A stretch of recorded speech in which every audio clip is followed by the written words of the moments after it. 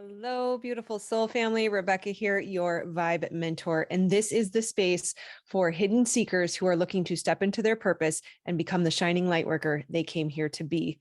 Welcome, welcome, welcome. So excited to be here with you today. We have yet another topic on why the hidden seeker is stuck. And today it is more so around hearing guidance, right? So the question is, why do we seek guidance outside of ourselves so consistently and yet struggle to listen to our own internal guidance?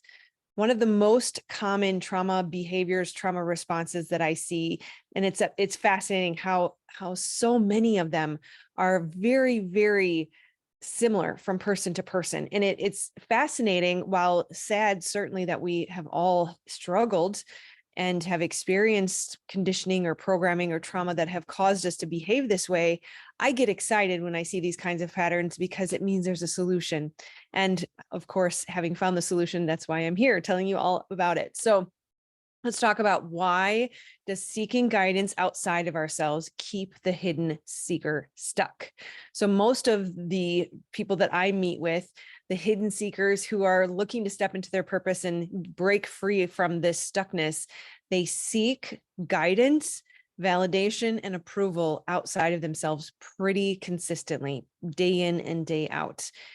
We many times don't even realize that we're doing it, but it's common for heart-centered beings to leverage tools outside of us due to our belief in the unseen realm. So maybe we like tarot cards or astrology, or we get, regular readings from the local medium, but that becomes problematic when we overlook the fact that it is a trauma response to seek guidance, approval, and validation from others.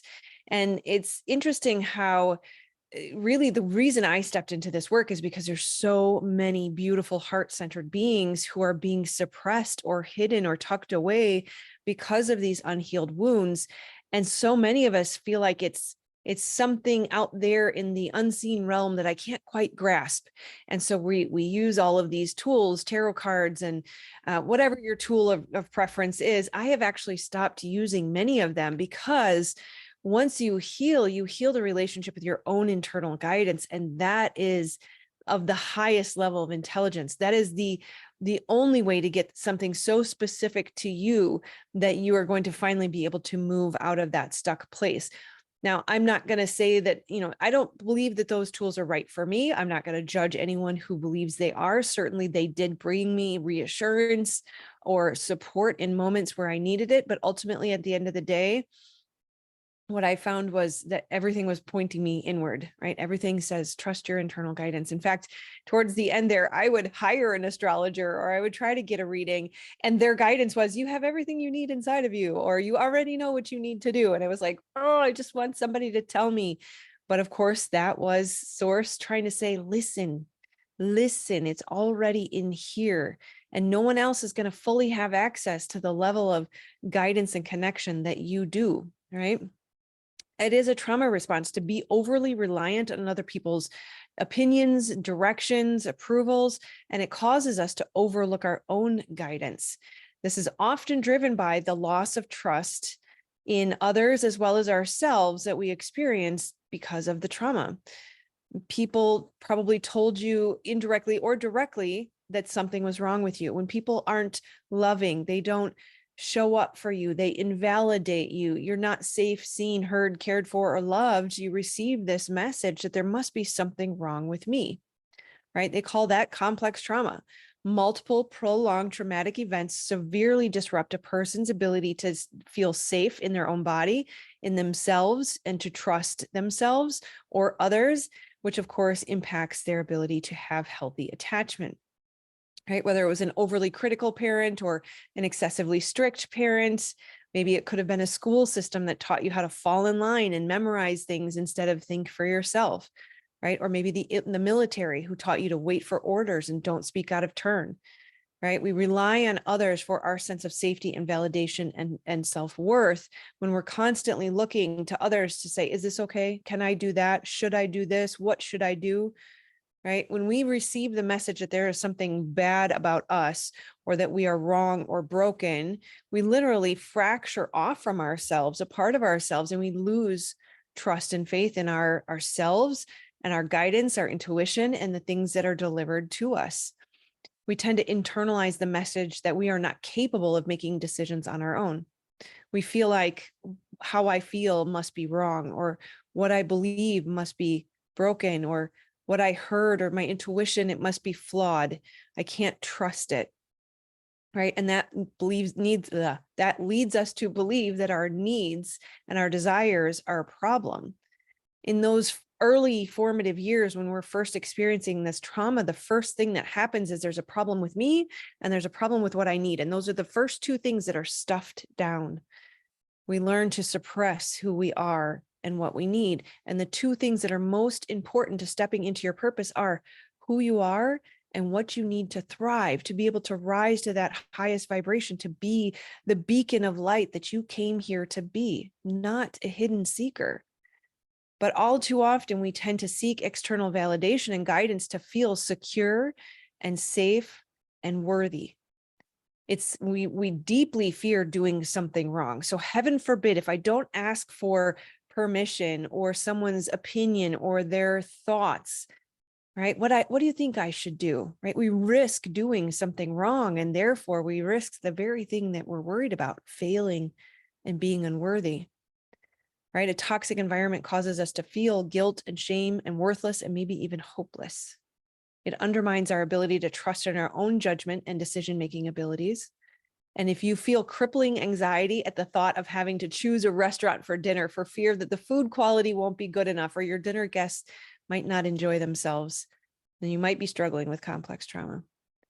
This becomes even more problematic when we doubt our own capabilities and we rely on others to validate our choices or our sense of direction in life. We cannot step into our purpose through someone else's opinions or direction. It becomes problematic, especially when you are trying to decide what business strategy is right for me. Right? If you're trying to start your own purpose-driven business and you're looking to everybody else to tell you, what's my purpose? What's my next right step? You won't be able to step into your purpose. Your purpose can only come through you. And like I said, no one else has access to your internal guidance system like you do. No one else can feel what feels so right or wrong in your body. If you struggle to speak your mind and express your truth fully on social media for fear of rocking the boat and making someone else mad, you likely are dealing with complex trauma. This is what keeps the hidden seeker stuck. Oftentimes, when we realize what is holding us back, it's because we are more, let me say that another way. Oftentimes, when we will not realize what is holding us back, it is because I didn't write that right. And I'm trying to read and I shouldn't be doing that. I should just say what I wrote.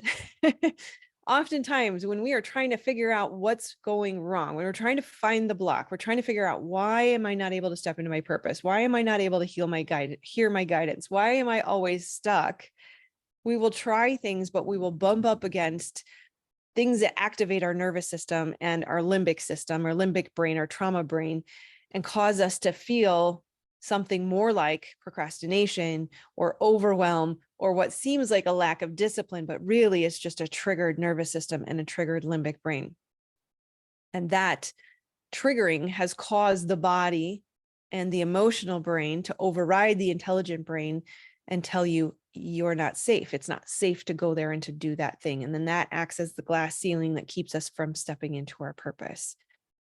Maybe even if you were able to decide what business strategy you wanted to use for your purpose-driven business, and maybe it's working and you get past the stage of, okay, I'm going to do this. And maybe you even post, but then you decide to build a website. And then you are perfecting that website for months on end and you're asking everyone's opinions about it, but it's never perfect enough. No one ever says, yes, it's amazing, go forward. They've always got some sort of critique. So it's never quite ready. And then you end up more confused because of all the noise of everyone else's opinions that you have invited into your own head. That's the trauma brain trying to convince you and maybe even distract you or confuse you.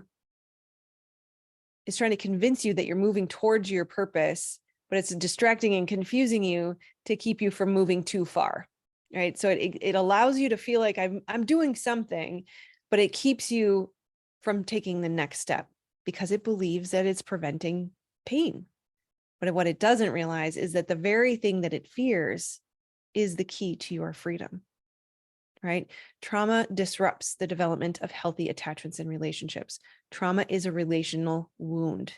That's why we cannot heal alone in isolation. Seeking guidance and support is not inherently bad because we do need connection to heal. We are social beings, but it is problematic when we are incapable of making our own decisions or we are dependent on others for validation. It's especially problematic when we struggle to hear our guidance and step into our purpose, because that keeps us from shining our light the way we chose to come here to do. It keeps us dependent on others. Hearing our guidance is the highest priority. Understanding our relationship, hearing our voice, hearing our higher self, and being able to know what is the next right step towards my purpose. This has to be the highest priority. This is what we came here to do. Sometimes that means we have to block out the noise of others for a while, at least undo the habit by refraining from it for a significant amount of time. Get to know your inner voice again. It has a quality, it has a tone, it has a personality. It's a being that you need to get to know. And when you can start to trust it and start to trust yourself, then you'll be able to hear your guidance and get unstuck. All right. You're not alone. Remember that. So many, nearly all of the people that I work with struggle with this feeling of having to have others' approvals. And of course, it comes from the very reptilian older part of our brain that believed that if we didn't have social acceptance, we were going to be cast out from the tribe, and that likely would lead to death because we didn't have shelter or protection or food or support for the family. So know that, again, you're normal. Everyone struggles with this. Most people struggle with this. The vast majority of the world is struggling with trauma responses, whether or not they identify as having been traumatized. You are not alone in this. Literally, almost everyone I speak to struggles with this. We just have to be aware of it. No amount of negative self-talk is ever going to be beneficial. So remember that. Have compassion and grace for yourself, and just recognize somatic healing work is necessary when you have experienced complex trauma. We have to be able to work with the body. I'm sure you've noticed the machinations of the monkey mind and the hamster wheel going round and round have never solved the problem. You cannot solve a problem from the level of mind in which it was created, which is that emotional brain that keeps going round and round, trying to solve the problem. Well, it's many parts of the brain, but you get what I'm saying. The body knows how to heal. You don't have to tell the body how to heal a cut, but you can't keep pouring salt and vinegar on the wound, which means you have to learn how to put your nervous system in the healing, rest, digest, growth state instead of hypervigilance. And that comes from healing your trauma, reprogramming your subconscious, and calming the nervous system. That's why I do something called trauma spotting. So I would love to offer you a free 30-minute session. There's a link below. Otherwise, just keep watching. Like, subscribe, and share, and know that there will be another video to help you move through this path very, very soon. I love you, my friends. Namaste.